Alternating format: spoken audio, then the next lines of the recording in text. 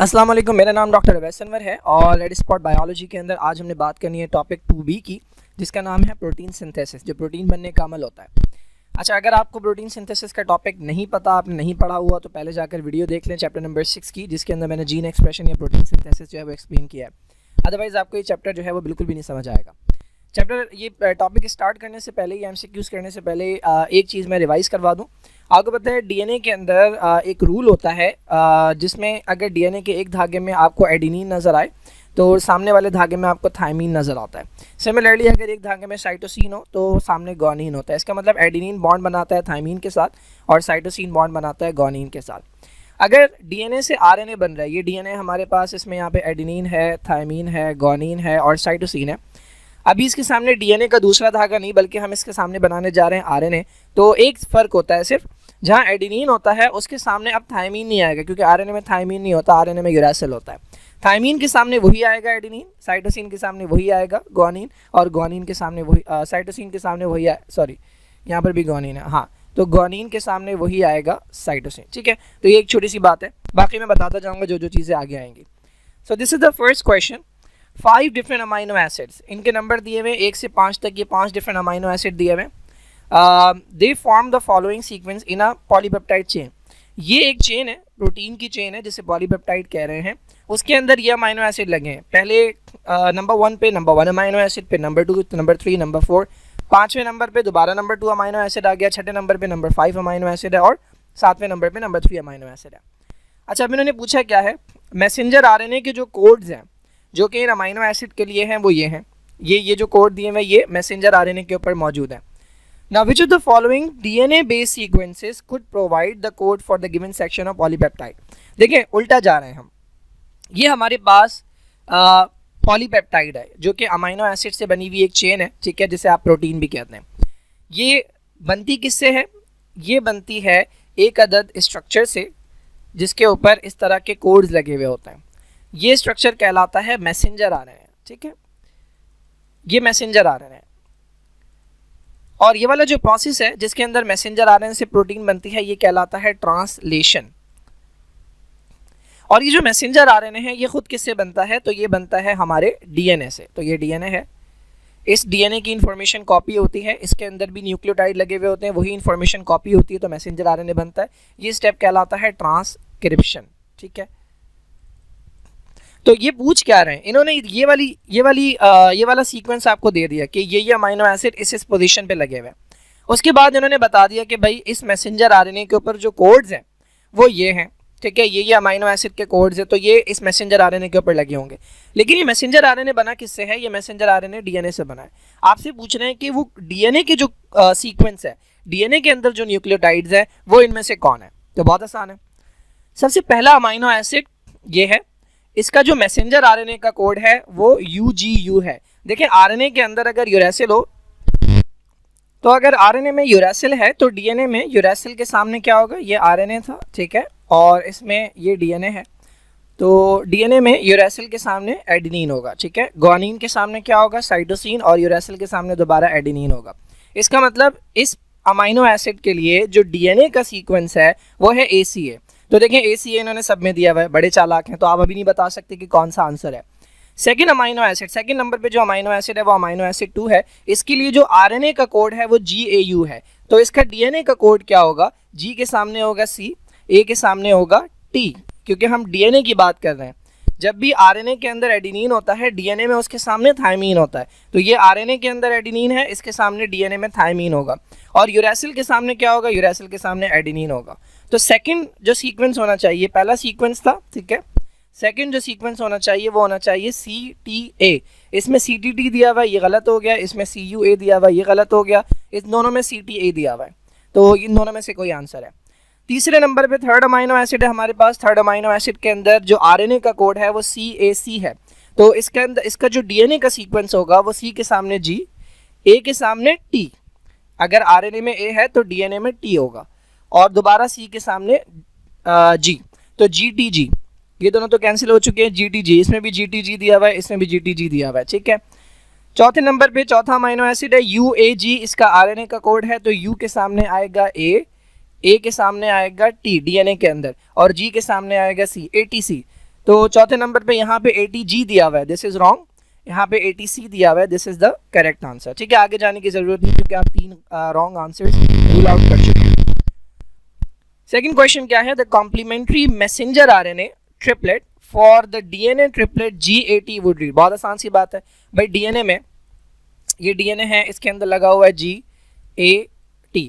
DNA से transcription जब होगी तो बनेगा मैसेंजर RNA। ठीक है, तो ये RNA है, तो G के सामने क्या आएगा C, A के सामने क्या आएगा, A के सामने T नहीं आ सकता क्योंकि हम RNA की बात कर रहे हैं, तो A के सामने U आएगा और T के सामने आएगा A। तो मैसेंजर RNA का जो कोड बनेगा वो CUA है। तो देखें CTA भी दिया हुआ है। कुछ बच्चे क्या करेंगे, एडेनिन के सामने थाइमीन लगा देंगे, तो वो इसको करेक्ट कर देंगे, जबकि ये करेक्ट नहीं है क्योंकि RNA के अंदर यूरेसिल नहीं होता, वो RNA का कोड पूछ रहे हैं, तो इसका करेक्ट आंसर जो है वो CUA है। नेक्स्ट क्वेश्चन देख लेते हैं। The nitrogenous bases present in RNA are the same as those present in DNA except that। बहुत आसान सा क्वेश्चन है भाई। देखिए DNA और RNA 4 तरह के न्यूक्लियोटाइड से बनते हैं, ठीक है, और 4 तरह के न्यूक्लियोटाइड के अंदर 4 तरह की नाइट्रोजनस बेसेस होती हैं, जिनके नाम है एडेनिन, गुआनिन, साइटोसिन, थायमीन, और एक और नाइट्रोजनस बेस है जिसका नाम है यूरासिल। तो डीएनए के अंदर और आरएनए के अंदर 3 चीज़ें सेम होती हैं। एडेनिन दोनों के अंदर होता है, गुआनिन दोनों के अंदर होता है, साइटोसिन दोनों के अंदर होता है। 3 हो गई। चौथी बेस जो डीएनए के अंदर पाई जाती है वो है थायमीन, और चौथी बेस जो आरएनए के अंदर पाई जाती है वो यूरासिल। तो फर्क जो है वो थायमीन और यूरासिल का है। अब इन्होंने पूछा क्या है, जो नाइट्रोजनस बेसिस हैं आरएनए के अंदर, यानी आरएनए के अंदर ये जो नाइट्रोजनस बेसिस हैं ये सेम है एज डीएनए। फर्क क्या है, कौन सी चीज़ किसे रिप्लेस कर रही है, तो यूरासिल रिप्लेस करता है थायमीन को, यूरासिल रिप्लेस करता है थायमीन को। देखें अगर यहीं पर ये ऑप्शन देते कि थायमीन रिप्लेस करता है यूरासिल को तो ये रॉन्ग हो जाता। अगर ये मैं उल्टा कर दूं कि यूरासिल रिप्लेस करता है, सॉरी थायमीन रिप्लेस करता है यूरासिल को, तो ये रॉन्ग हो जाता क्योंकि उन्होंने पहले बात की थी आरएनए की। अगर ये पहले डीएनए लिखते और फिर आरएनए लिखते तो फिर आप कहते थायमीन रिप्लेस करता है यूरासिल को। तो ये वर्डिंग बहुत इंपॉर्टेंट है। यहाँ पर तो दूसरा ऑप्शन दिया नहीं था, अच्छी बात है नहीं दिया हुआ, लेकिन अगर 2 ऑप्शन दे दूँ मैं, दूसरा ऑप्शन ये दे दूँ कि थायमीन रिप्लेस करता है यूरासिल को, तो आपको लगेगा सेम बात है कि थायमीन की जगह यूरासिल होता है, लेकिन आरएनए में थायमीन नहीं होता, आरएनए में यूरासिल होता है, तो यूरासिल रिप्लेस करता है थायमीन को। This is the correct answer. Now, which of the following correctly represents how RNA nucleotide aligns itself opposite a DNA nucleotide during transcription? Okay, मैंने आपको बताया था कि हमारे पास डीएनए होता है, फिर इससे आरएनए बनता है। तो आरएनए बनने के लिए डीएनए खुलता है, ये पूरे 2 धागे अलग नहीं होते, डीएनए का कोई छोटा सा हिस्सा अलग होगा। ठीक है, तो मैं यहाँ से डीएनए को बंद कर देता हूँ, यहाँ से भी डीएनए को बंद कर देता हूँ, डीएनए का ये हिस्सा खुल गया। अब इनमें से कोई एक धागा इस्तेमाल होता है जिससे आरएनए बनेगा, तो ये डीएनए का एक धागा हम इस्तेमाल कर रहे हैं, इससे यहाँ पे आरएनए बनेगा। तो अगर यहाँ पे एडेनिन है तो आपको पता है यहाँ पे यूरासिल आएगा, अगर यहाँ पे साइटोसिन है यहाँ पे गुआनिन आएगा, यहाँ पे गुआनिन है तो साइटोसिन, और यहाँ पे थायमीन है तो यहाँ पे एडेनिन। तो ये डीएनए के सामने आरएनए के न्यूक्लियोटाइड्स आकर लग रहे हैं। इन्होंने पूछा है इनमें से कौन सा जो डायग्राम है वो करेक्टली डिस्क्राइब करती है। तो बहुत आसान है। देखिए भाई, हम डीएनए से आरएनए बना रहे हैं, तो पहली बात तो डीएनए के अंदर यूरासिल होता ही नहीं है, तो ये इनकरेक्ट हो गया। अगेन डीएनए के अंदर एडेनिन होता है, बिल्कुल होता है, और जब उसके सामने आरएनए बनेगा तो थायमीन नहीं आता, यूरासिल आता है। बिल्कुल करेक्ट आंसर है, यही हमारा आंसर होना चाहिए। नेक्स्ट देख लेते हैं, ये डीएनए है, तो डीएनए के अंदर अगर थायमीन होगा तो आरएनए में क्या आना चाहिए, आरएनए में एडेनिन आना चाहिए, तो ये भी इनकरेक्ट हो गया। अगर डीएनए में एडेनिन होगा तो आरएनए में क्या आना चाहिए, आरएनए में कभी थायमीन नहीं होता, आरएनए में यूरासिल आना चाहिए, तो ये भी इनकरेक्ट हो गया। ठीक है, तो करेक्ट आंसर ये है कि अगर डीएनए में एडेनिन होगा तो आरएनए वाला जो न्यूक्लियोटाइड आएगा वो यूरासिल आएगा, और ये ऑपोजिट होते हैं। ये अगर आप देख रहे हैं इस डायरेक्शन के अंदर है तो ये ऑपोजिट डायरेक्शन के अंदर होता है। ठीक है, ये डीएनए के दोनों धागे भी एक दूसरे के एंटी पैरेलल होते हैं। Now 3 polypeptides were made using synthetic messenger RNA molecule. इन्होंने 3 प्रोटीन की चेन्स बनाई और उसके लिए जो मैसेंजर आरएनए मॉलिक्यूल इस्तेमाल किया वो इन्होंने लैब में बनाया। कैसे बनाया, एक मैसेंजर आरएनए वो था जिसमें इन्होंने सिर्फ यूरासिल डाले, सारे यूरासिल डाले, और उससे जो प्रोटीन की चेन बनी उसके अंदर एक ही तरह का अमाइनो एसिड था जिसका नाम था फिनाइलएलेनिन। इससे हमें पता क्या लगा कि जो UUU है, UUU ये जो कोड है ये किस अमाइनो एसिड के लिए है, ये फिनाइलएलेनिन के लिए है। दूसरा मैसेंजर आरएनए जो उन्होंने इस्तेमाल किया उसमें सारे एडेनिन थे, तो इससे जो प्रोटीन बनी उसके अंदर सिर्फ और सिर्फ एक ही तरह का अमाइनो एसिड आ रहा था, लाइसिन। इसका मतलब AAA जो है ये किसका कोड है, ये लाइसिन का कोड है। इन्होंने तीसरा मैसेंजर आरएनए जो बनाया उसके अंदर ट्रिपल यू ट्रिपल ए, तो इससे जो प्रोटीन बनी उसके अंदर फिनाइलएलेनिन लाइसिन, क्योंकि ट्रिपल यू किसके लिए है, फिनाइलएलेनिन के लिए, और ट्रिपल ए लाइसिन के लिए। अब इन्होंने पूछा क्या है, इन्होंने पूछा है इस मैसेंजर आरएनए के लिए, या इन हमें पता लग गया ना कि ट्रिपल यू किसका है, फिनाइलएलेनिन का, और लाइसिन के लिए क्या है, ट्रिपल ए। तो ये पूछ रहे हैं, ये तो है मैसेंजर आरएनए में, ठीक है, ये जो कोड्स आपको नजर आ रही है मैसेंजर आरएनए में, मैसेंजर आरएनए बनता है किसी ना किसी डीएनए से। तो अब आप बता दें इस ये जिस डीएनए से बनेगा उस डीएनए में इन अमाइनो एसिड के लिए कौन से न्यूक्लियोटाइड्स होंगे। तो बहुत आसान है, अगर आरएनए के अंदर ट्रिपल यू है, यू यू और यू, तो ये जिस डीएनए से बना होगा उसमें क्या होगा, यूरेसिल के सामने क्या आता है, एडिनिन। डीएनए के अंदर यूरेसिल, डीएनए के अंदर अगर एडिनिन होता है तो आरएनए में यूरेसिल आता है, तो यहाँ पे ट्रिपल ए होगा। इसका मतलब फिनाइलएलेनिन का कोड अगर मैसेंजर आरएनए में ट्रिपल यू है तो डीएनए में क्या होगा, ट्रिपल ए। तो इसमें भी ट्रिपल ए दिया है, इसमें भी ट्रिपल ए दिया है, ये दोनों आंसर नहीं है, इनमें से कोई एक आंसर है। लाइसिन का क्या कोड है, ट्रिपल ए, यानी मैसेंजर आरएनए में लगे हुए हैं 3 ए। ये जिस डीएनए से बना होगा उस डीएनए के अंदर क्या लगा होगा, उस डीएनए के अंदर एडेनिन के सामने क्या लगेगा, थायमीन। तो यहाँ पर भी थायमीन, यहाँ पर भी थायमीन, यहाँ पर भी थायमीन। तो देखें दोनों ऑप्शन दिए हैं, यूरेसिल भी दिया है और थायमीन भी दिया है। तो अगर आपको नहीं समझ आया कि ये आरएनए में है और ये डीएनए में है तो आप शायद यूरेसिल पे लगा दें, लेकिन यूरेसिल नहीं होगा, ये होगा थायमीन। तो डीएनए के अंदर कोड होगा ए, फिर इससे जो आरएनए बनेगा उसमें आएगा यू। डीएनए में जो कोड होगा वो ट्रिपल टी होगा और इससे जो आरएनए बनेगा उसके अंदर आएगा ट्रिपल ए, ठीक है। तो this is the correct answer. अच्छा भाई, एंटी कोडॉन क्या होता है भाई, ये पूछा है इन्होंने, बहुत सिंपल सी बात है।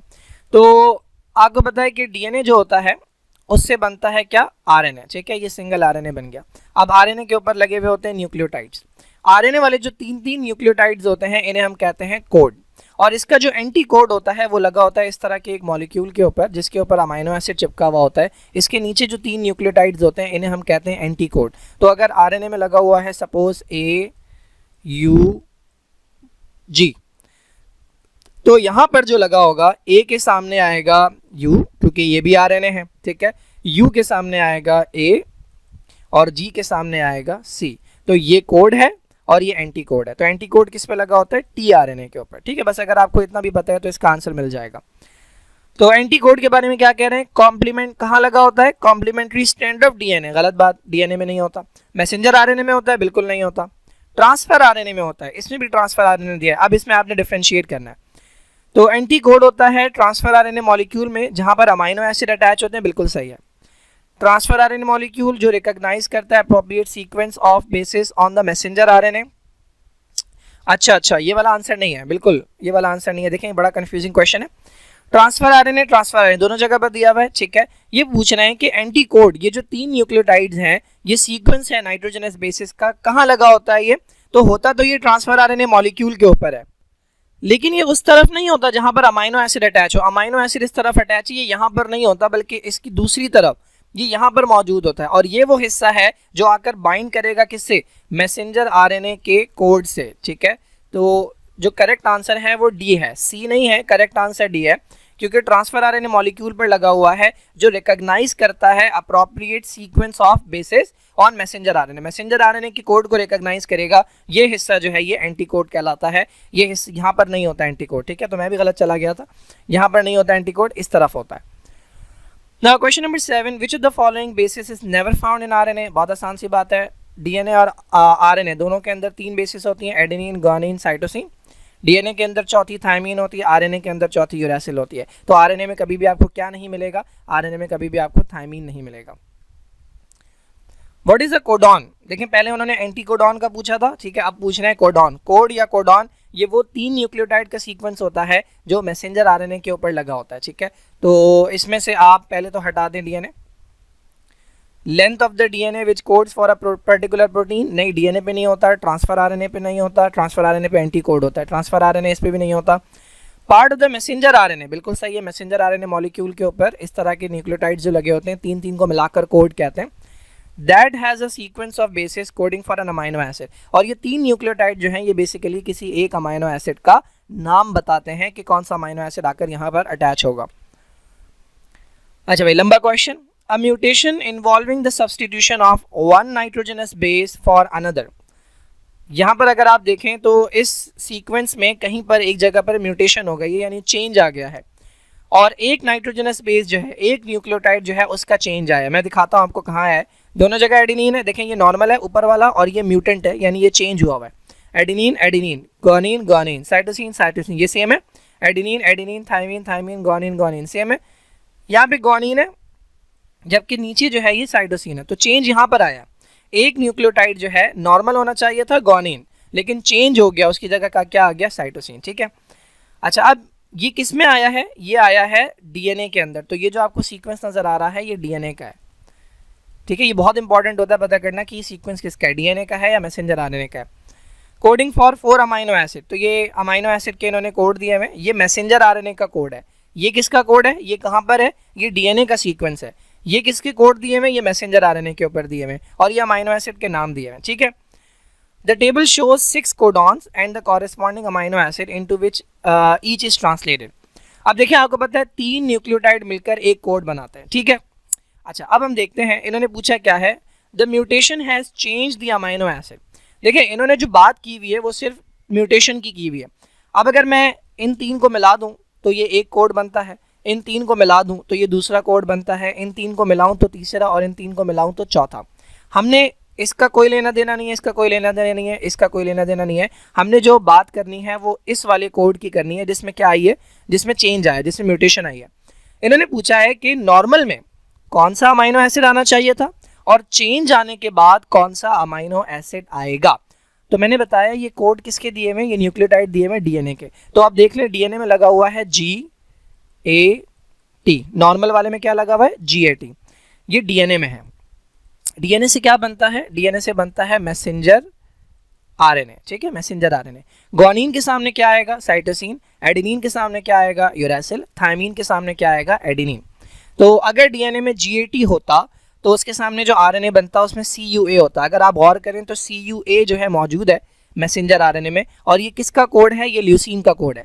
तो नॉर्मली क्या होना चाहिए था, ल्यूसीन होना चाहिए था। इसमें किस ऑप्शन में पहले ल्यूसीन दिया हुआ है, एक ही ऑप्शन में दिया हुआ है, तो ये बाकी सारे गलत हैं। ल्यूसीन होना चाहिए था, लेकिन ल्यूसीन की जगह क्या आया वो देख लेते हैं। नीचे वाला जो म्यूटेंट वाला डीएनए है उसमें है CAT। अगर डीएनए में हो CAT तो उससे जो आरएनए बनेगा, C के सामने आएगा G, A के सामने आएगा U, और T के सामने आएगा A। GUA है किसके लिए भाई, वेलिन के लिए। तो ल्यूसीन की जगह क्या आ गया, वेलिन आ गया। ये जो तब्दीली आई है, ये जो म्यूटेशन आई है, इसमें इसकी वजह से हुआ ये कि जहां पर ल्यूसीन आया था वो रिप्लेस हो गया किससे, वेलिन से। बस ये छोटा सा डिफरेंस आया है। ठीक है, तो करेक्ट आंसर जो है वो A है। Now listed below are the stages in the cellular synthesis of a protein. Protein बनने के अमल जो है उसके जो स्टेप्स हैं वो दिए हुए इन्होंने। पहला स्टेप क्या दिया हुआ है भाई, अच्छा ये सीक्वेंस में नहीं है, आपको इन्हें सीक्वेंस में लगाना होगा। पहला स्टेप दिया हुआ है इन्होंने, movement of messenger RNA from nucleus to cytoplasm. पहले मैं आपको प्रोसेस समझा देता हूँ। तो ये हमारे पास डीएनए है न्यूक्लियस के अंदर। ठीक है, ये डीएनए है। पहला स्टेप क्या होता है, इस डीएनए की इंफॉर्मेशन कॉपी होती है और बनता है ये मॉलिक्यूल जिसे आप कहते हैं मैसेंजर आरएनए। ठीक है, तो मैसेंजर आरएनए बनना ये पहला स्टेप होता है। उसके बाद ये न्यूक्लियस है, तो ये न्यूक्लियस से बाहर आता है, तो न्यूक्लियस से बाहर आना ये इसका दूसरा स्टेप हो गया। ठीक है, उसके बाद ये जाकर अटैच होता है किसके ऊपर, राइबोसोम के ऊपर। तो ये राइबोसोम है हमारे पास, ये राइबोसोम है। ठीक है, ये इनके ऊपर आकर अटैच होता है। उसके बाद ट्रांसफर आरएनए आता है। ठीक है, और ट्रांसफर आरएनए इसके ऊपर आकर बाइंड होता है। ट्रांसफर आरएनए मॉलिक्यूल क्या करता है, अपने साथ अमाइनो एसिड लेकर आता है। तो ये एक ट्रांसफर आरएनए है, ये दूसरा ट्रांसफर आरएनए है, ये मॉलिक्यूल लेकर आता है। फिर इन दोनों अमाइनो एसिड के दरमियान जो है, ये अमाइनो एसिड लेकर आ रहा है, इन दोनों अमाइनो एसिड के दरमियान बॉन्ड बन जाते हैं। मैं बहुत सुपरफिशियली बता रहा हूँ, अगर आपको डिटेल पढ़नी है तो चैप्टर 6 की वीडियो जाके देखें। तो पहला स्टेप क्या है, शुरू के स्टेप याद कर लें। पहला मैसेंजर आरएनए बनेगा, फिर वो न्यूक्लियस से बाहर आएगा और फिर वो राइबोसोम के पास जाएगा। अब अगर आप इसे देखें, मूवमेंट ऑफ मैसेंजर आरएनए, क्या ये पहला स्टेप होता है, बिल्कुल नहीं। Linking of adjacent amino acid, amino acid के दरमियान बॉन्ड बनना, क्या ये दूसरा स्टेप होता है, बिल्कुल नहीं। Transcription of messenger RNA from a DNA template, this is right, this is the first step. DNA से मैसेंजर आरएनए का बनना, डीएनए से आरएनए का बनना जो है ये कहलाता है ट्रांसक्रिप्शन। पहला स्टेप यही होता है। तो 3 जो है हमारा, ये एक्चुअली फर्स्ट स्टेप है, तो 3 होना चाहिए सबसे पहले। इसमें 1 दिया हुआ है, इसमें भी 1 दिया हुआ है, इन दोनों में 3 दिया हुआ है, इनमें से कोई करेक्ट आंसर है। जब मैसेंजर आरएनए बन जाएगा तो मैंने बताया था वो न्यूक्लियस से बाहर आएगा, तो सेकंड स्टेप जो है वो ये वाला होना चाहिए, यानी ये सेकंड स्टेप है। ठीक है, तो 1 जो है ये आपके नंबर 2 पे होना चाहिए। यहाँ पे 1 दिया हुआ है नंबर 2 पे, तो ये करेक्ट आंसर होगा। ठीक है, यहाँ पे 4 दिया हुआ है। बाकी देख लेते हैं। 1 के बाद क्या दिया हुआ है 5। Attachment of messenger RNA step, मैंने बताया था मैसेंजर आरएनए बनने के बाद जाएगा राइबोसोम के पास। ठीक है, तो ये 3rd स्टेप होता है। उसके बाद क्या दिया हुआ है 2 क्या है भाई, अमाइनो एसिड एक दूसरे के साथ अटैच होंगे, बिल्कुल सही है, ये 4th स्टेप है। और उसके बाद फाइनल स्टेप क्या है, फॉर्मेशन ऑफ पॉलीपेप्टाइड चेन। जब अमाइनो एसिड अटैच होते जाएंगे तो एक लंबी सी चेन बन जाएगी, दैट इज कॉल्ड पॉलीपेप्टाइड या प्रोटीन की चेन। ठीक है, तो सी करेक्ट आंसर है। Now below is the part of DNA genetic code for 6 amino acid। ठीक है, ये जो कोड दिए हुए हैं ये DNA के हैं, ये RNA के नहीं है, ये DNA की इंफॉर्मेशन दी हुई है ना। डायग्राम जो बता रही है, डायग्राम ये मैसेंजर RNA की। अब ये जो कोड दिए हुए हैं ये मैसेंजर RNA के। ठीक है, तो आपको आइडेंटिफाई करना आना चाहिए, आपको प्रॉपरली आइडेंटिफाई करना है कि कहाँ DNA है, कहाँ RNA है। अच्छा, अब ये मैसेंजर RNA है, ठीक है, molecule, but the corresponding part of the protein, इस मैसेंजर आरएनए से ये प्रोटीन बनी है, इसके अंदर यही अमाइनो एसिड है। ठीक है, इस प्रोटीन के अंदर जो अमाइनो एसिड है उनमें से एक जगह गड़बड़ हुई हुई है। ये पूछ रहे हैं कि कौन से कोड के अंदर गड़बड़ थी जिसकी वजह से जो अमाइनो एसिड आना चाहिए था वो नहीं आया। तो पहले नंबर पे आर्जिनिन है, फिर ग्लाइसिन है, फिर लाइसिन है, फिर वेलिन है, फिर एलिनिन है। इन अमाइनो एसिड में कहीं पर कोई गड़बड़ है, जो अमाइनो एसिड आना चाहिए था वो नहीं आया। और ऐसा क्यों हुआ, क्योंकि जो मैसेंजर आरएनए है उसके कोड्स में कहीं गड़बड़ है। तो हमने देखना है वो गड़बड़ कहाँ है। तो देखिए 3 न्यूक्लियोटाइड मिलकर एक कोड बनाते हैं। तो ये पहला कोड, ये दूसरा कोड, ये तीसरा कोड, ये चौथा कोड और ये 5वां कोड। ठीक है, पहला कोड क्या है मैसेंजर आरएनए का, C, G और C, ये आरएनए के ऊपर है। ठीक है, यहाँ पे मैं बनाता हूँ आरएनए। तो आरएनए के अंदर है C, G और C। इसका जो डीएनए होगा उसमें क्या होगा, C के सामने होगा G, G के सामने होगा C और C के सामने होगा G, G C G। ठीक है, यहां पर अगर आप देखें तो GCG जो है ये किसके लिए कोड है, ये कोड है आर्जिनिन के लिए। तो पहले नंबर पे आर्जिनिन होना चाहिए, तो ये बिल्कुल करेक्ट है। ठीक है, इसमें कोई गड़बड़ नहीं हुई। सेकंड कोड देखते हैं, आरएनए के ऊपर मौजूद है GUU, आरएनए के ऊपर मौजूद है GUU। तो G के सामने आएगा डीएनए में C, U के सामने आएगा A और U के सामने दोबारा आएगा A। तो CAA किसके लिए कोड है भाई, CAA कोड है वेलिन के लिए। तो सेकंड नंबर पे क्या होना चाहिए, वेलिन, लेकिन ये नहीं आया। इसका मतलब किस कोड के अंदर गड़बड़ हुई है, इस कोड के अंदर कोई गड़बड़ है। तो आंसर है हमारा B, सेकंड कोड के अंदर गड़बड़ है। यहाँ पर वेलिन होना चाहिए था, लेकिन यहाँ पर वेलिन की जगह ग्लाइसिन आ गया, तो यहाँ पर कोई ना कोई इशू आया है। Now 3 consecutive bases in the DNA molecule which is called a triplet provide the code for each amino acid in a protein molecule। सही है, हमें बताइए ये बात। What is the maximum number of different triplet that could occur। देखिए ये question जो है ना ये बहुत आसान है सॉल्व करना। सबसे पहले आप देखें आपके पास कितनी तरह के न्यूक्लियोटाइड्स हैं। आपके पास 4 तरह के न्यूक्लियोटाइड हैं, एडेनिन, गुआनिन, साइटोसिन और थायमिन। ठीक है, दूसरी चीज आप देखें कि एक कोड के अंदर कितने न्यूक्लियोटाइड्स आते हैं, तो ट्रिपलेट का मतलब 3 न्यूक्लियोटाइड्स आते हैं। ठीक है, तो आपके पास ये 2 नंबर्स आ गए, 4 तरह के आपके पास न्यूक्लियोटाइड हैं और एक कोड के अंदर 3 आते हैं। इसका फॉर्मूला जो होता है वो होता है N के ऊपर R। ठीक है, ये N के ऊपर R क्या है भाई, N जो है ना ये आपके पास है नंबर ऑफ न्यूक्लियोटाइड। तो आपके पास कितनी तरह के न्यूक्लियोटाइड है, 4 तरह के। और R जो है ये एक कोड के अंदर कितने न्यूक्लियोटाइड आते हैं, ये वो वाला नंबर है। तो एक कोड के अंदर 3 न्यूक्लियोटाइड है, तो ये आ गया 3। इसका मतलब 4 को 3 बार मल्टीप्लाई करना है। तो 4 × 4 16 होता है, 16 × 4 64 होता है। तो जो कोड्स बनेंगे वो बनेंगे 64। ठीक है, अगर मैं आपसे कहूं कि आपके पास 4 तरह के न्यूक्लियोटाइड्स नहीं है बल्कि 3 तरह के न्यूक्लियोटाइड्स हैं। अगर मैं कहूं थायमिन हटा दिया हमने, डीएनए में से थायमिन निकाल दिया, होता ही नहीं है कभी डीएनए में, सपोज कर लें डीएनए में सिर्फ AGC होता है। ठीक है, अब हमारे पास 4 तरह के न्यूक्लियोटाइड्स नहीं है, 3 तरह के, और एक कोड जो है उसके अंदर हम चाह रहे हैं कि 2 न्यूक्लियोटाइड डालें, 3 नहीं डालें, 2 न्यूक्लियोटाइड डालें। अब बता दें कितने कोड बन सकते हैं। तो आप अगेन ये वाला नंबर डालेंगे, N की जगह 3 आएगा और R की जगह आएगा 2। ठीक है, तो R की जगह आएगा 2, तो ये होगा 3 × 3, ये आंसर आ जाएगा 9।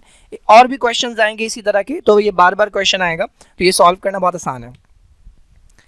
Now the DNA code for glutamic acid. ठीक है, ग्लूटामिक एसिड का जो कोड है वो है CTC, ये डीएनए के अंदर है, या है CTD। ठीक है, मैं यहीं पर इसका आरएनए बना देता हूँ। डीएनए से जो आरएनए बनेगा, C के सामने आएगा G, T के सामने आएगा A और C के सामने आएगा दोबारा से G। ठीक है, अच्छा, CTT की जगह क्या आएगा, G, T के सामने आएगा A और दोबारा T के सामने आएगा A। ग्लूटामिक एसिड का हो गया। वेलिन के लिए जो कोड है DNA के अंदर वो है CAA। इससे जो RNA बनेगा उसके अंदर होगा GUU और यहाँ पे जो आएगा वो आएगा GUA।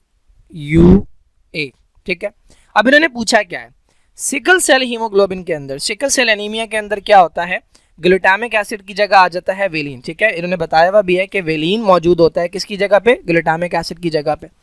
अब आप अज्यूम करें कि एक सिंगल बेस पेयर सब्स्टिट्यूशन हुई है, यानी कितने न्यूक्लियोटाइड आगे पीछे हुए हैं, एक सिंगल न्यूक्लियोटाइड जो है वो आगे पीछे हुआ है। तो what is the messenger RNA code in the affected mutant. अब अगर आप गौर करें तो ये DNA के कोड हैं। ठीक है, DNA का कोड ग्लूटामिक एसिड के लिए क्या है, CTC। मैं अगर इसमें से कोई एक न्यूक्लियोटाइड चेंज करूं तो क्या मैं इसे इसमें से किसी में कन्वर्ट कर सकता हूं। C पहले से मौजूद है, ठीक है, दोनों में मौजूद है।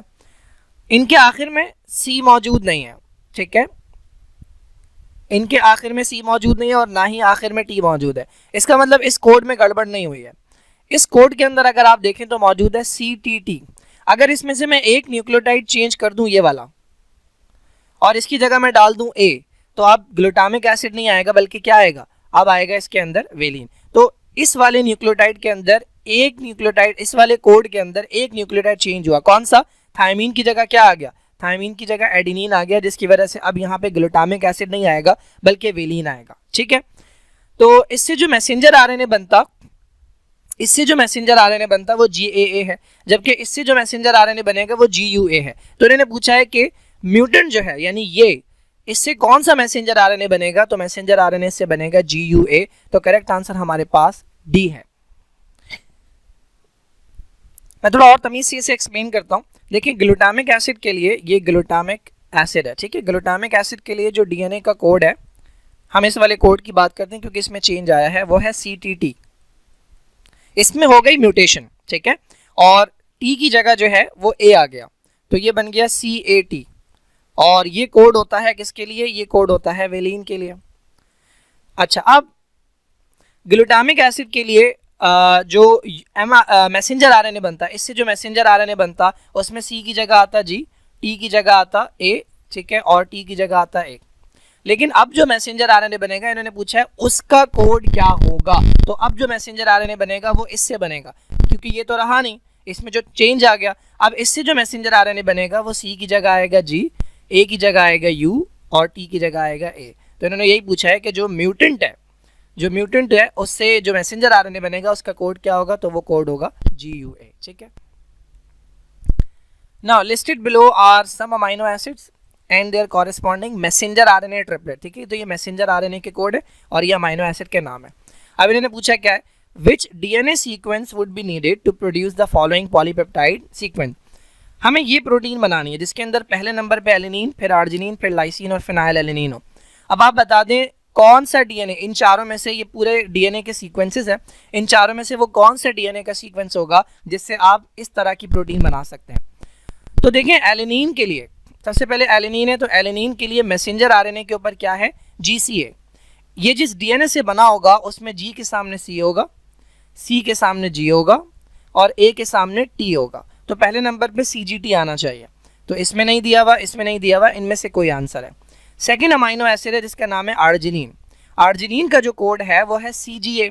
ये किस में है, मैसेंजर RNA में। ये जिस DNA से बना होगा उसमें C के सामने G होगा, G के सामने A होगा और A के सामने T होगा, तो GAT होना चाहिए। सॉरी, C के सामने G है, उसके बाद G है, G के सामने C है, तो GCT होना चाहिए। GCT दोनों में दिया हुआ है। ठीक है, तो कोई भी आंसर हो सकता है। थर्ड जो अमाइनो एसिड है वो है लाइसिन। लाइसिन का जो कोड दिया हुआ है वो मैसेंजर RNA का AAG दिया हुआ है। ये जिस DNA से बना होगा उसमें A के सामने होगा थायमीन, फिर A के सामने होगा थायमीन और G के सामने होगा C, तो TTC होना चाहिए। TTC दोनों में दिया है। ठीक है, तो यहाँ पर भी आप डिफ्रेंशिएट नहीं कर सकते, तो लास्ट पॉइंट में डिफ्रेंशिएट होगा। चौथा अमाइनो एसिड है फिनाइल एलिनीन। फिनाइल एलिनीन का कोड जो मैसेंजर RNA पे है वो है UU। ये जिस DNA से बना होगा उसमें U के सामने A, फिर U के सामने A और फिर U के सामने A, तो AA होना चाहिए। ठीक है, तो ये हमारे पास आंसर आ गया A। ठीक है, ये B इनकरेक्ट है। नाउ इंसुलिन जो है is a protein containing 51 amino acid. Now these include 17 of the 20 different amino acid. देखिए नॉर्मली हमारी जो प्रोटीन्स हैं उनके अंदर 20 तरह के अमाइनो एसिड पाए जाते हैं. ये कह रहे हैं उसमें से 17 अमाइनो एसिड, 17 तरह के 17 टाइप्स ऑफ अमाइनो एसिड जो हैं वो बार बार रिपीट हुए हैं और उनके रिपीट होने से हमारे पास 51 अमाइनो एसिड की लंबी सी चेन बनी है जिसका नाम है इंसुलिन. अच्छा, आप ये पूछ क्या रहे हैं, what is the minimum number of different kinds of transfer RNA molecules involved in the synthesis of insulin. देखिए बहुत आसान सी बात है. ट्रांसफर आरएनए जो होता है ना, उसके सर पे लगा हुआ होता है अमाइनो एसिड और उसके नीचे 3 न्यूक्लियोटाइड का एक एंटी कोड लगा हुआ होता है. और हर ट्रांसफर आरएनए के ऊपर, देखिए एक ट्रांसफर आरएनए के ऊपर एक तरह का अमाइनो एसिड होता है ना. फॉर एग्जांपल इसके ऊपर लाइसीन है, इसके ऊपर लाइसीन है, तो एक ट्रांसफर आरएनए के ऊपर एक तरह का एंटी कोड होता है सिर्फ. ठीक है, एक और ट्रांसफर आरएनए जो होगा ना जिसके ऊपर सेम अमाइनो एसिड लगा होगा लाइसीन, तो इसके ऊपर दूसरा एंटी कोड लगा होगा. हर ट्रांसफर आरएनए के ऊपर एक खास तरह का एंटी कोड लगता है. ठीक है, तो इसका मतलब आप जितनी तरह के अमाइनो एसिड जोड़ेंगे, आपको जितनी तरह के अमाइनो एसिड जोड़ने हैं, जितनी तरह के अमाइनो एसिड प्रोटीन में चाहिए, क्योंकि एक ट्रांसफर आरएनए के ऊपर एक अमाइनो एसिड होता है, तो जितने भी अमाइनो एसिड आपको चाहिए आपको उतने ही ट्रांसफर आरएनए चाहिए होंगे. ठीक है, तो अगर 51 अमाइनो एसिड की चेन बनाना चाह रहे हैं तो चूंकि एक ट्रांसफर आरएनए पे एक अमाइनो एसिड है तो आपको 51 ट्रांसफर आरएनए चाहिए होंगे. अगर आप 40 अमाइनो एसिड की चेन बनाना चाह रहे हैं तो आपको 40 ट्रांसफर आरएनए चाहिए होंगे. ठीक है, क्योंकि हर कोड जो है उसके लिए एंटी कोड लगा हुआ होता है ट्रांसफर आरएनए पे, और एक ट्रांसफर आरएनए के ऊपर एक तरह का अमाइनो एसिड होता है, तो जितने अमाइनो एसिड उतने ही आपको ट्रांसफर आरएनए के मॉलिक्यूल चाहिए होंगे. Now which statement correctly describe the transcription of DNA? Transcription क्या है भाई, ये डीएनए की इंफॉर्मेशन है. ठीक है, डीएनए खुलता है और इससे इंफॉर्मेशन कॉपी होती है, इस कॉपीड इंफॉर्मेशन को हम कहते हैं मैसेंजर आरएनए. ये प्रोसेस कहलाता है ट्रांसक्रिप्शन. ना ये क्वेश्चन दोबारा आ गया, which diagram shows the pairing of RNA nucleotide with the DNA nucleotide during transcription. DNA से जब आरएनए बन रहा है तो ये डीएनए है ये साइड और ये आरएनए. डीएनए में यूरैसिल नहीं होता, इनकरेक्ट हो गया. डीएनए में अगर एडेनिन है तो आरएनए में यूरैसिल आएगा, सही है. डीएनए में अगर एडेनिन है तो आरएनए में थायमीन, आरएनए में कभी थायमीन नहीं होता. डीएनए में अगर थायमीन है तो आरएनए में एडेनिन आना चाहिए, यूरैसिल नहीं आएगा. The insulin molecule is composed of 2 polypeptide chains. एक के अंदर 20 अमाइनो एसिड है और एक के अंदर 31, तो टोटल 51 हो गए. ठीक है, what is the minimum number of base pairs of DNA required to code for this molecule. Base pair का मतलब न्यूक्लियोटाइड. बहुत आसान सी बात है. देखिए एक अमाइनो एसिड के लिए कितने न्यूक्लियोटाइड रिक्वायर्ड होते हैं. कोड जो होता है, एक कोड के अंदर 3 न्यूक्लियोटाइड होता है. ठीक है, तो 3 न्यूक्लियोटाइड मिलकर एक अमाइनो एसिड का नाम बताते हैं. आपके पास कितने अमाइनो एसिड हैं, 51. तो 51 के लिए आपको चाहिए होंगे कितने न्यूक्लियोटाइड्स, मल्टीप्लाई बाय 3, तो ये आंसर आएगा 153. ठीक है, एक अमाइनो एसिड के लिए 3 न्यूक्लियोटाइड है तो 51 के लिए मल्टीप्लाई बाय 3 कर देंगे. तो इतने न्यूक्लियोटाइड लंबा डीएनए आपको चाहिए होगा जिससे प्रोड्यूस होगा इंसुलिन, जिसके अंदर 51 अमाइनो एसिड आएंगे. तो ये आंसर है 153. Now 3 consecutive bases in the DNA molecule which is called a triplet, they provide the code for each amino acid. हम पहले भी बात कर चुके हैं, एक अमाइनो एसिड के लिए 3 न्यूक्लियोटाइड मिलकर एक कोड बनाते हैं. Now what is the maximum number of different triplets that could occur? वही क्वेश्चन आया दोबारा. आपके पास 4 तरह के न्यूक्लियोटाइड हैं, एडेनिन, गुआनिन, साइटोसिन, थायमीन. ठीक है, तो ये एक नंबर हो गया. और एक कोड के अंदर 3 न्यूक्लियोटाइड्स आते हैं, तो ये आपके पास दूसरा नंबर हो गया. फॉर्मूला क्या है, n के ऊपर r. ठीक है, तो 4 आ गया यहाँ पे n की जगह और r की जगह आ गया 3, तो ये आंसर आएगा आपका 64. What is an anticodon? मैंने आपको बताया कि एंटीकोडॉन वो 3 न्यूक्लियोटाइड्स का एक यूनिट होता है जो कि ट्रांसफर आरएनए के ऊपर होता है. तो डीएनए लिखा हुआ है, इस पे नहीं होता. मैसेंजर आरएनए लिखा है, इस पे नहीं होता. Transfer RNA. और देख लेते हैं, 3 basis on a transfer RNA molecule involved in transcription. बिल्कुल गलत है. ट्रांसक्रिप्शन वो प्रोसेस है जिसमें डीएनए से आरएनए बनता है. इस प्रोसेस के अंदर ट्रांसफर आरएनए रिक्वायर्ड नहीं होता. 3 basis on transfer RNA molecule involved in translation. Yes, messenger RNA से जो प्रोटीन बनती है ये प्रोसेस कहलाता है ट्रांसलेशन, और इस प्रोसेस के अंदर ये एंटीकोड की जरूरत होती है. ये क्वेश्चन थोड़ा सा ट्रिकी है. One complete turn of double helix of DNA contains 10 pairs of bases and is 3.4 nanometer long. What is the approximate length of the DNA coding sequence of lysozyme. Lysozyme एक enzyme होता है जिसके अंदर कितने amino acid है, 129 amino acid है। अब देखिए पूछा है क्या इन्होंने, आपने पढ़ा था कि डीएनए जो है ये टर्न्स लेता है, ठीक है। तो ये हमारे पास डीएनए, आप देख रहे हैं कि इस पॉइंट को अगर मैं देखूं तो ये दोबारा इस पॉइंट के ऊपर घूम के आ रहा है, ठीक है। तो इसको हम कहते हैं टर्न। ये एक टर्न है डीएनए का। एक टर्न जो है इसकी लेंथ होती है 3.4 नैनोमीटर, ठीक है, या 34 एंगस्ट्रॉम्स। इन टेक्स्ट बुक बोर्ड की जो बुक है उसके अंदर 34 एंगस्ट्रॉम है। मैंने समझाया है ये दोनों एक ही है, बराबर है, इनकी यूनिट का फर्क है, ठीक है। अच्छा, इस लेंथ के अंदर, इस एक टर्न के अंदर जो न्यूक्लियोटाइड्स होते हैं वो 10 होते हैं, ठीक है, 10 न्यूक्लियोटाइड होते हैं।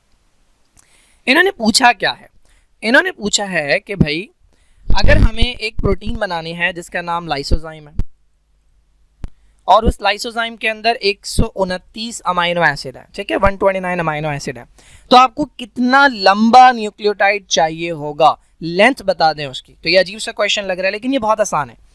देखें, एक अमाइनो एसिड के लिए, सिंगल अमाइनो एसिड के लिए 3 न्यूक्लियोटाइड्स चाहिए होता है, ठीक है। तो 129 अमाइनो एसिड के लिए आपको कितने न्यूक्लियोटाइड चाहिए होंगे, 129 अमाइनो एसिड है, ठीक है। तो आप इसे मल्टीप्लाई करवाएंगे 3 से। एक अमाइनो एसिड के लिए 3 न्यूक्लियोटाइड चाहिए, तो 129 अमाइनो एसिड के लिए जो न्यूक्लियोटाइड चाहिए होंगे वो होंगे मल्टीप्लाई बाय 3। तो ये बनता है तकरीबन 387। आपको कितने न्यूक्लियोटाइड्स चाहिए होंगे लाइसोजाइम बनाने के लिए, 387, ठीक है, न्यूक्लियोटाइड्स आ गए। अब आप देखें एक टर्न के अंदर 10 न्यूक्लियोटाइड होता है, ठीक है।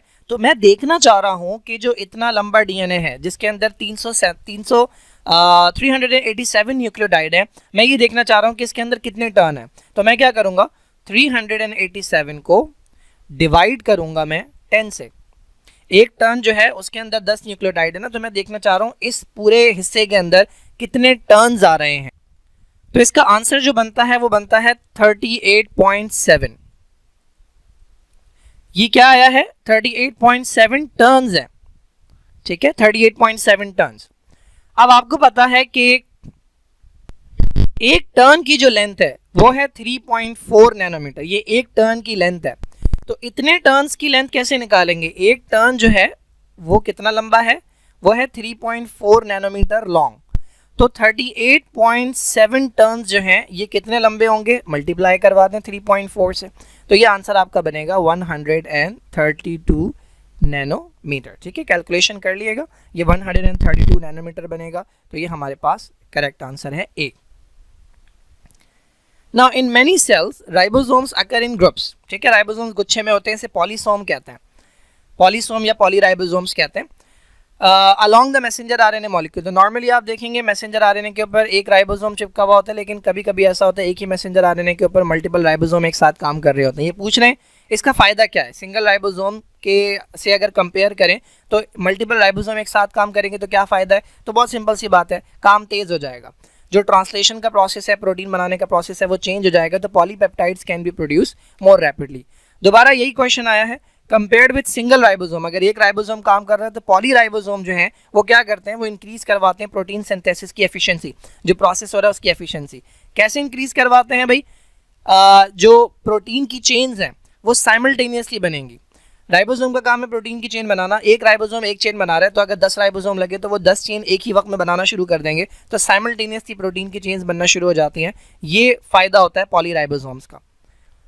इन a genetic engineering experiment, a piece of DNA containing 6000 nucleotide is transcribed and translated into protein।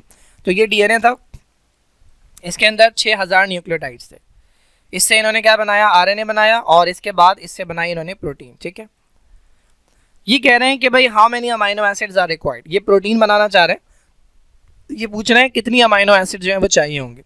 तो स्टूडेंट क्या करेगा, उसे पता है कि एक अमाइनो एसिड जो है वो 3 कोड्स, 3 न्यूक्लियोटाइड जो है उससे एक अमाइनो एसिड आता है, 3 न्यूक्लियोटाइड से एक अमाइनो एसिड आता है।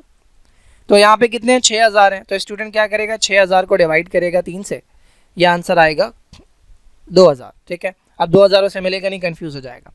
तो देखें ये जो 6000 न्यूक्लियोटाइड है ना, ये डीएनए के 2 धागों में, तो एक धागे के अंदर कितने होंगे, एक धागे के अंदर होंगे 3000, आपने पढ़ा होगा कि डीएनए से जब आरएनए बनता है तो दोनों धागों की इंफॉर्मेशन इस्तेमाल नहीं होती, बल्कि एक धागे की इंफॉर्मेशन इस्तेमाल होती है। इसका मतलब सिर्फ 3000 न्यूक्लियोटाइड इस्तेमाल होंगे, दूसरे 3000 न्यूक्लियोटाइड इस्तेमाल नहीं होंगे। तो 3000 न्यूक्लियोटाइड से बनेगा मैसेंजर आरएनए। 3000 न्यूक्लियोटाइड से क्या बनेगा? Messenger RNA. उस मैसेंजर आरएनए के अंदर भी कितने न्यूक्लियोटाइड्स आएंगे? 3000। अब 3 न्यूक्लियोटाइड जो है वो मिलकर एक अमाइनो एसिड बनाते हैं, तो इसको आप डिवाइड कर दें 3 से, तो 3 × 1 और 3 × 1, तो ये बनेगा 1000। तो 1000 अमाइनो एसिड जो है वो रिक्वायर्ड होंगे आपको प्रोटीन बनाने के लिए, ठीक है। पूरे के पूरे 6000 न्यूक्लियोटाइड इस्तेमाल नहीं होंगे, एक धागा इस्तेमाल होगा। उस एक धागे से ये एक धागा मैसेंजर आरएनए का बनेगा। इसमें 3000 न्यूक्लियोटाइड है, सिंपल ऐसे डिवाइड कर दें, क्योंकि 3 न्यूक्लियोटाइड एक अमाइनो एसिड का नाम बताते हैं, तो आपको 1000 अमाइनो एसिड चाहिए होंगे। A synthetic messenger RNA lab में बनाया is made by using only 2 types of nucleotide, एक एडेनिन है और एक साइटोसिन है। आपको पता है मैसेंजर आरएनए में 4 तरह के न्यूक्लियोटाइड होते हैं, एडेनिन, गुआनिन, साइटोसिन और यूरेसिल। इन्होंने क्या किया? गुआनिन यूज़ नहीं किया और यूरेसिल इस्तेमाल नहीं किया, इन्होंने सिर्फ एडेनिन और साइटोसिन से मैसेंजर आरएनए बनाया। अब ये पूछना क्या चाह रहे हैं, how many different codons code it contain. तो देखिए ये वही क्वेश्चन है, NR वाला। अब की बार आपके पास जो N है, यानी न्यूक्लियोटाइड की जो टाइप्स हैं वो 2 है, तो N की जगह आपने डाला 2। और एक कोड के अंदर कितने न्यूक्लियोटाइड आते हैं? 3, ठीक है। इन्होंने चेंज नहीं किया, एक कोड जो है वो 3 न्यूक्लियोटाइड का ही है, तो आपने ऊपर डाला 3, तो 2 × 2 × 2 ये बनेगा 8, ठीक है। तो 8 जो है हमारे पास करेक्ट आंसर है। A messenger RNA codon for the amino acid alanine is GCC। ये जो GCC है ये एलेनिन का कोड है मैसेंजर आरएनए पे। How many alanine molecules are present in a polypeptide containing 8 amino acid coded for by the following DNA template। देखें ये बड़ी जो है ना चालाकी करते हैं, इन्होंने ये जो दिया हुआ है ये DNA दिया हुआ है, ठीक है। अब पहले तो आपको बनाना पड़ेगा इससे RNA। आपको पता है 3-3 न्यूक्लियोटाइड मिलकर एक यूनिट बनाते हैं, तो आप पहले 3-3 अलग कर लें। ये मैं 3-3 अलग कर रहा हूँ, इनको फिर हम मैसेंजर आरएनए में कन्वर्ट करेंगे, ठीक है। पहला क्या है? TCG। तो इससे जो आरएनए बनेगा, T के सामने A, C के सामने G और G के सामने C, ठीक है। इससे जो बनेगा GCC से, वो क्या बनेगा? C, G और G। इससे क्या बनेगा? T के सामने A के सामने U और C के सामने G। इससे क्या बनेगा भाई? CGG है, तो ये बनेगा G, C, C। दोबारा से, अच्छा ये GCC है तो इससे बनेगा C, G, G। CAT से क्या बनेगा? G, A के सामने यूरेसिल और T के सामने एडेनिन। GCC से क्या बनेगा भाई? C, G और G। और AAT से क्या बनेगा? U, U और A, ठीक है जी। ये बन गया आरएनए। अब आपने ढूंढना क्या है? आपने ढूंढना है ये कोड जो एलेनिन का है। एलेनिन के लिए जो कोड है वो है GCC। यहाँ पे GCC नहीं है, यहाँ पे नहीं है, यहाँ पे नहीं है, एक जगह पर GCC आ गया, यहाँ पे GCC नहीं है, यहाँ पे GCC नहीं है, यहाँ पर भी नहीं है, ठीक है। सिर्फ एक ही जगह पर GCC लगा हुआ है। इन्होंने पूछा है कि भाई इससे जो प्रोटीन बनेगी उसमें कितने एलेनिन होंगे, तो उतने ही एलेनिन होंगे जितने GCC होंगे। एक GCC है, इसका मतलब एक एलेनिन होगा, तो करेक्ट आंसर जो है वो हमारे पास B है।